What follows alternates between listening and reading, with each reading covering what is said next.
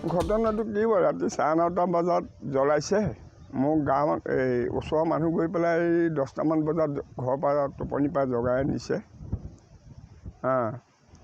আহি পাইছোঁ, জ্বলি আছে বহুত মানুহ, 2-3খন গাঁৱৰ মানুহ বালি পানী ঢালি পেলাই নুমাবলৈ চেষ্টা কৰি আছে, নুমাইছে।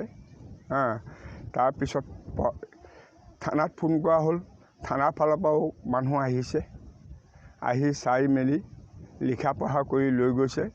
এতিয়া কি কয় থানাই সেইটো তেখেতসকলৰ বিষয়।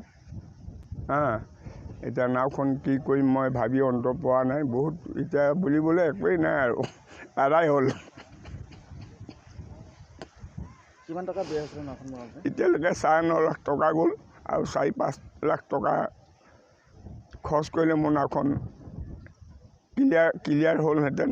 এতিয়াতো উপায় নাই আৰু, নাও আকৌ খুলিব লাগিব।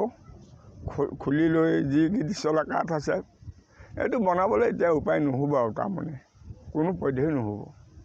পইচা ফালৰ পৰাও নহ'ব, কাঠৰ ফালৰ পৰাও নহ'ব। ক'ত পাম মই কাঠ? 70 ফুট দীঘল, 10.5 ফুট বহল আছিলে। এইখনত 500 যাত্ৰী গ'লহেঁতেন, 400-500 যাত্ৰী। গাড়ী গ'লহেঁতেন 7-8খন সৰু গাড়ী। তেনেকৈ এইটো আইটেমতে বনোৱা হৈছিলে। শত্ৰুতাটো আছে, এতিয়া কাক ক'ম সেইটো প্ৰশাসনে উলিয়াব, প্ৰশাসনক দিয়া হৈছে।